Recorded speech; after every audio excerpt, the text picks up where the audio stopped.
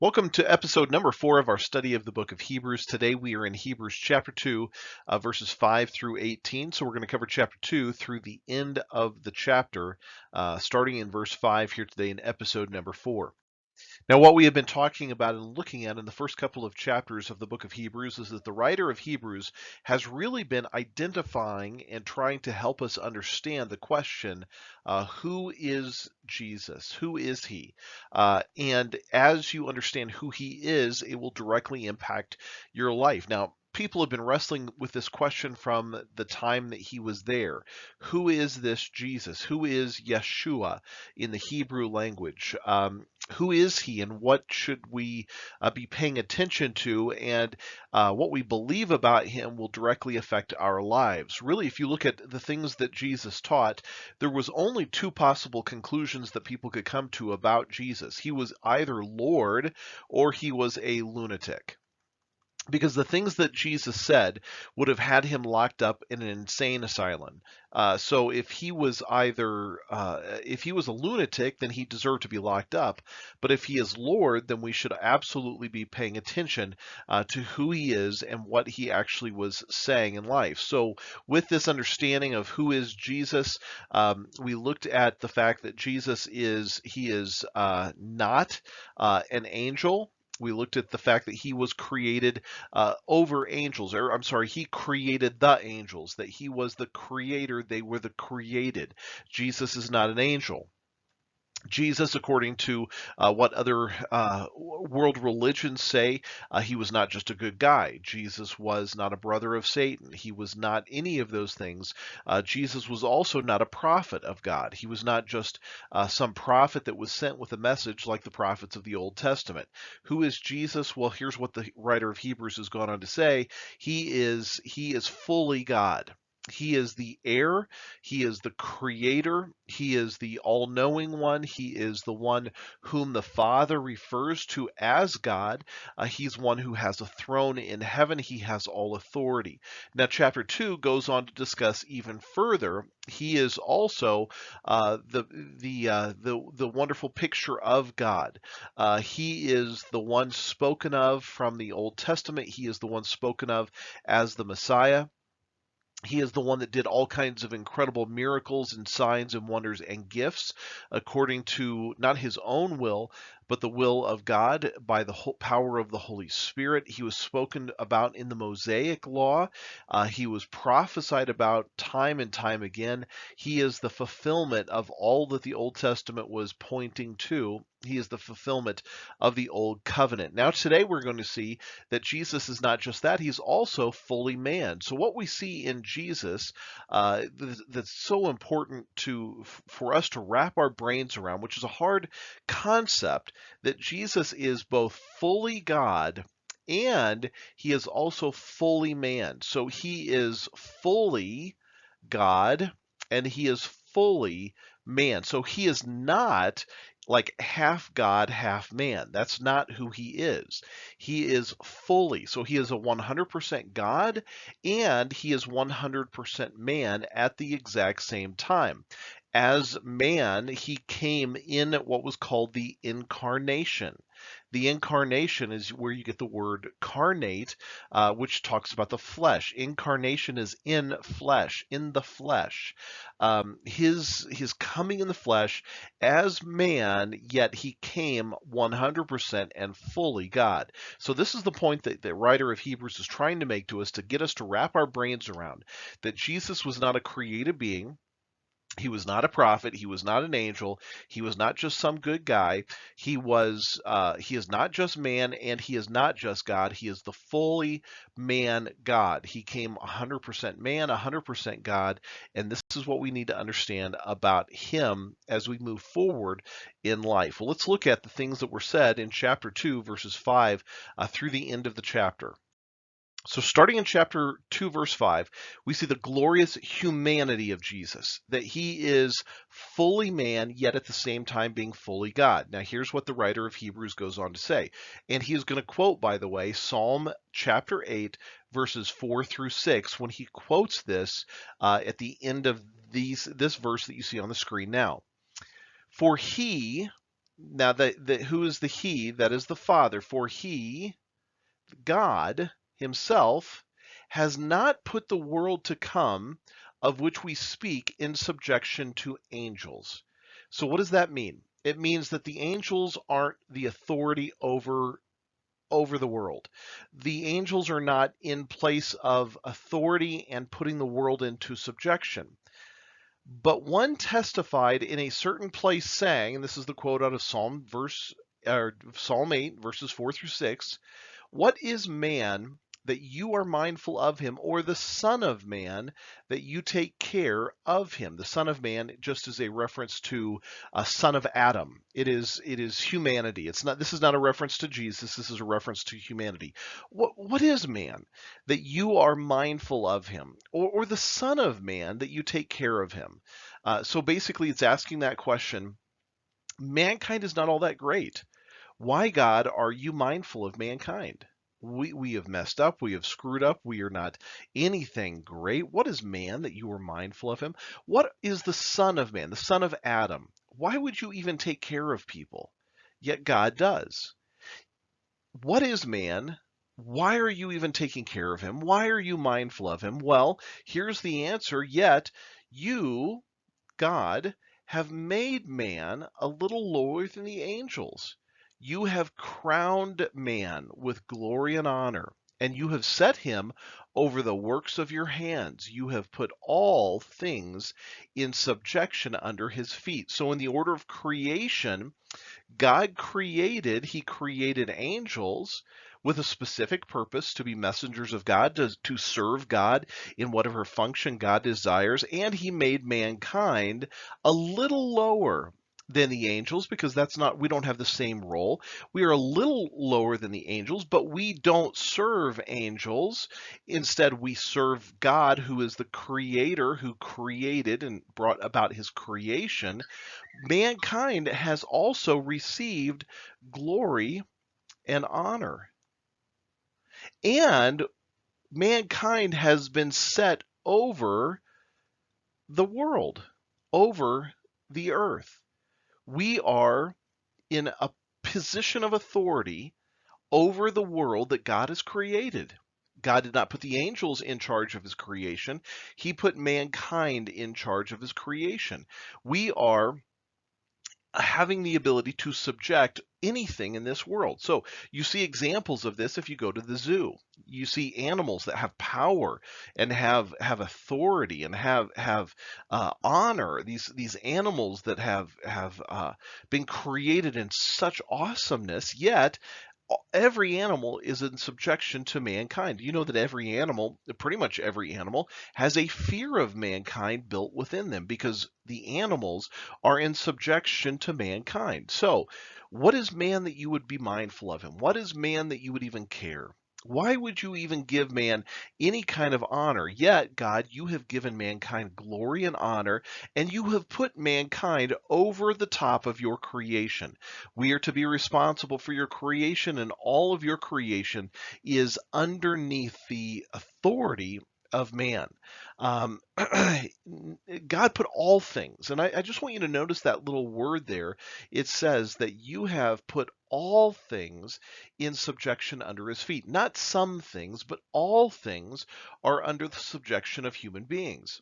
Now, Jesus, when he came as the ultimate one over the creation. So you have in this, Jesus came as fully man to be the head of mankind, over all of mankind in his coming as a man. But he's not just a man, 100% man, he is also 100% God.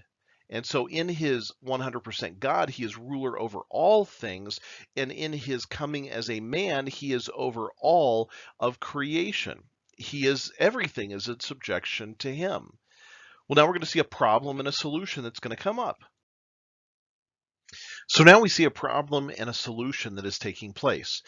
So here's what the writer of Hebrews says. But now we do not yet see all things put under him, But we see Jesus, who was made a little lower than the angels for the suffering of death, crowned with glory and honor, that he, by the grace of God, might taste death for everyone. So you have this order that is taking place. You have the Creator who created all things. Some of the creation he made was angels. They serve a specific purpose to serve God, to be the messenger for God. Then he created humanity.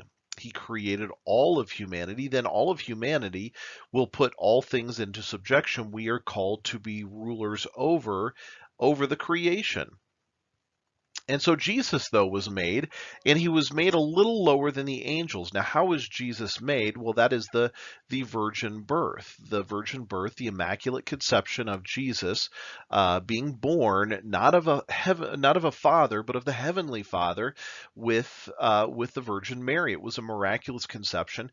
By the way, if you've ever wondered why did he have to be born of a virgin birth? Well, I want you to think about this.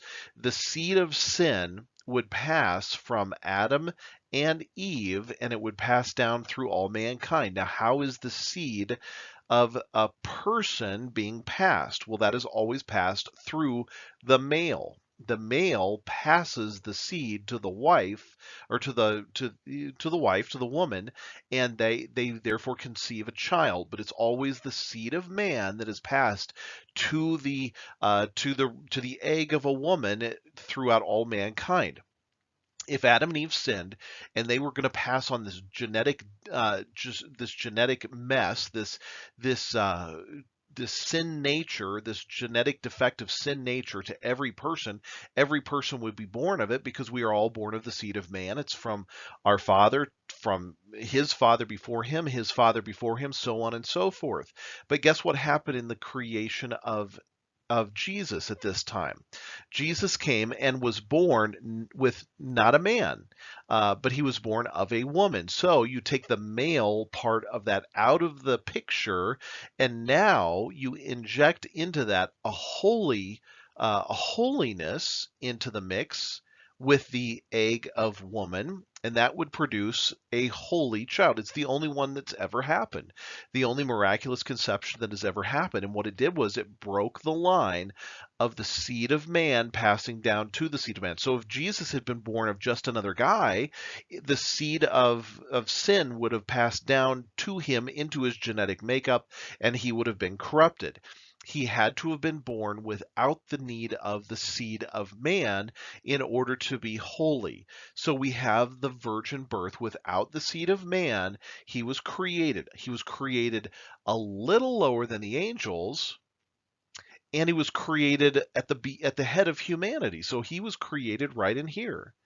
And it wasn't that God was created out of a nothingness. It was the firstborn who came into existence in this manner, right in this spot here. He is both fully God, fully human. He came here born of a virgin, born without the seed of man, born in perfection, for one specific purpose, that he might, through the suffering of death, he will be crowned with glory and honor, that he will, by the grace of God, taste death for everyone. So his purpose here was to taste death for all of humanity. He had to die for all of humanity, but he had to be born perfect in order to be the perfect sacrificial lamb. He had to break the cycle of the seed of man that would pass from generation to generation. He had to be born without the seed of man in order to be in perfection, to be in a perfect place to be able to die for us. So Jesus came right here in this spot, right below the angels, right at the head of humanity, born of a virgin, born in perfection, ultimately to die for the sins of the world. He might taste death for everyone, for all of humanity. So hopefully that makes sense, because that's really important in the understanding of why Jesus had to come and be born in a virgin birth. Now let's keep going. For it was fitting for him. Now, who is the him? That is Jesus. It was fitting for Jesus, for whom are all things, and by whom are all things. So what does that mean? It means Jesus, that's a statement of saying that Jesus is God. 100% God. All things are for him, and all things are being created and made by him. He did all of this. He was inserted into humanity at the perfect spot into humanity, at the head of humanity. He came with the virgin birth, breaking the seed in the cycle of sin because there was no male seed that contributed to his birth. Why did he do this? In order to bring many sons to glory. That was the reason for doing this. Why did Jesus die? He died for me. He died for you. And why did he do so? To make us and to bring us to glory, to bring us to a heavenly place with God for all eternity. That's what we always have to look forward to. He did this to bring us to himself. We were apart from him because of sin. Now think about again, I mentioned why he had to be born of a virgin, why he had to be born with no help of men, because through Adam and Eve and the sin that was committed in the garden, the result of that was separation and death. Remember what it said in Genesis when Adam and Eve sinned? God had warned Adam ahead of time. He said, you can eat from any tree freely in the garden, any of them, except for the tree of the knowledge of good and evil. For the day that you eat from that tree, you will surely die. Now, we've talked about this many times. They ate from the tree, and that day, physically, they did not die. They kept living. For many hundreds of years after that, they continued to live. The day that they eat from the tree, they did not die physically, but what they did do is they died spiritually, because in that moment, there was separation and death. They were forever separated from God. They were walking in spiritual death. Jesus came, why? To bring us to a point of restoration. He came to restore us, to bring us back to glory. Adam and Eve were in glory. They were in perfection. They ate, they disobeyed, they did what was wrong. Separation and death came in. Then the seed of sin and the seed of death passed down from generation to generation until Jesus came, breaking the cycle, because he was born not of a man, but of God. He was born not of the seed of man, but of the seed of God in holiness and perfection.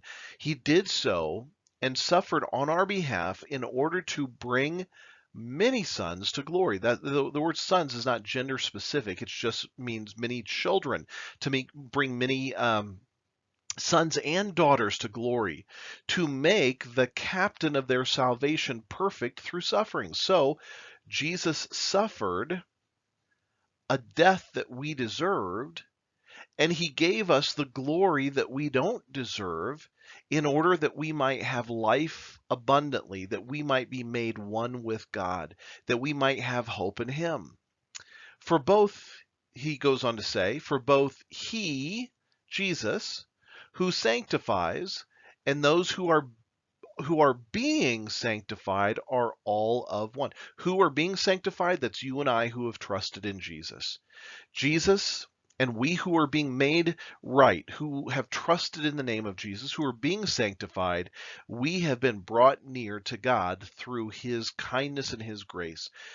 Goes on to say this, for which reason he is not ashamed to call them brethren. So he calls us brothers and sisters, saying, I will declare your name, Father, to my brethren. And that's exactly what Jesus did. He came to declare the name of the Father to his disciples, to his followers, to the people of all time who are committed to him. In the midst of the assembly, I will sing praise to you. In the midst of the congregation, in the midst of the groupings together, anytime we are in a group, I'm going to sing my praises to the Father. That's exactly what Jesus did. And again, I will put my trust in him. And again, here am I and the children whom God has given me. So this is the picture of Jesus. He is fully man, but he's a perfect man. because he was not born of the seed of sin. Yet at the same time, he is fully God because he is the creator of all. All things were made for him and by him. He came to bring, he came to take all of our punishment upon himself. He came to suffer in our place. And through that suffering, and through that death, he was able to bring us back to glory, back into relationship with God. He restored us back to what was lost in the garden. And he is one then that I can put my trust in. And I am following him, and I will be his children or his child, and he will be a father to me. And he says of us that we then become his brothers and sisters, which is an incredibly awesome thing. Well, a couple of final verses that we're going to look at, and we'll close this out here today. Inasmuch then as the children have partaken of flesh and blood, he himself likewise shared in the same. What does that mean? It means that as much as we are born of flesh and blood, Jesus himself shared in the same. He came in his incarnation to also share in flesh and blood, that through death he might destroy him who had the power of death, that is the devil, and release those who through fear of death were all their lifetime subject to bondage. So why did Jesus come? He came to break Satan's hold. He came to destroy what Satan held on to. He had the power of death, and no longer does he have the power of death, because Jesus came in the flesh in order to destroy the power that Satan had, the power of death that he had, the power of bondage that we were all in. For indeed, he does not give aid to angels. He didn't come for the angels. He came for the seed of Abraham. Who are the seed of Abraham? That's all of us. We are all really the tracing back to the seed of Abraham. Whether you have been Jewish by birth, by culture, or you have become Jewish by accepting Christ. Paul says in Romans 11 that we have been grafted into Israel. When you accept Christ, you become a part of the nation of Israel. You become part of the seed of Abraham. You become part of the ones that Jesus came to bring aid to, that he came to die for. One last couple of verses. Therefore, in all things, Jesus had to be made like his brethren. So this is the summary of it. He had to be made like his brethren. How was that? What does that mean? He had to be made human, that he might be a merciful and faithful high priest in things pertaining to God. He had to come so that he could be the perfect high priest. Now, what did the high priest do? The high priest always made intercession for the people. The high priest became what was known as the mediator between God and mankind. The high priest here would become the mediator who would go to God on behalf of the people. Why did Jesus come? He came to be the mediator, the high priest. He couldn't do so in spirit. He had to do so in the flesh as fully man. And he had to make propitiation for the sins of the people. What does that mean, propitiation? That means sacrifice. He had to come as the mediator and the high priest. And the high priest would be over the altar. The high priest would perform the sacrifices and then go to God on behalf of the people. Jesus came as the perfect mediator to complete the sacrifice, to give himself for the sacrifice, to do the sacrifice for the sins of all of the people. For in that he himself, Jesus himself, has suffered, he was tempted, therefore, he is able to aid those who are tempted. So Jesus came to destroy the power of death. He came to restore us back to God. He came to bring us to glory. He came to be born not of man and the seed of man. He came to be born of the seed of God. He came as fully man and fully God. He came as the high priest. He came as the mediator. He came as the one standing at that sacrificial altar. And he is the one that went to the Father on behalf of all of the people, making atonement and sacrifice for the sins of the people. And he is not one who stands lofty ahead of us. He is one who came like we are. In all things, Jesus was tempted, yet he was without sin. He suffered the way that we sometimes suffer, but he suffered even more than we can possibly imagine, though some people do suffer the way that Jesus had to suffer. He suffered in all ways, was tempted in all ways, went through tribulation in all ways, the same things that we experience, so that he could be the perfect one, the perfect high priest, the perfect intercessor, the perfect one who comes alongside of us when we ourselves are tempted and going through times of tribulation. Well, that's all we have for chapter 2. Hopefully that was helpful to you, and hopefully you understand that Jesus is not he's not an angel, he is not a prophet, he's not just some good guy, he was not just a man, he was not just God. He was the fully man, fully God. He came to break the cycle of sin. He came to be born not of the seed of man, but he came to be born of the seed of God. He came to be born in perfection so that he could perfectly die in our place as the wonderful substitute. He stood as the mediator, standing at the altar, going to God on our behalf. And for that, we have life, and we have hope, and we have meaning. Well, join me back here next time as we get into chapter 3 of the book of Hebrews in this really in-depth, deep study into God's Word. Thanks for joining me. Have a great day. I'll see you back here next time.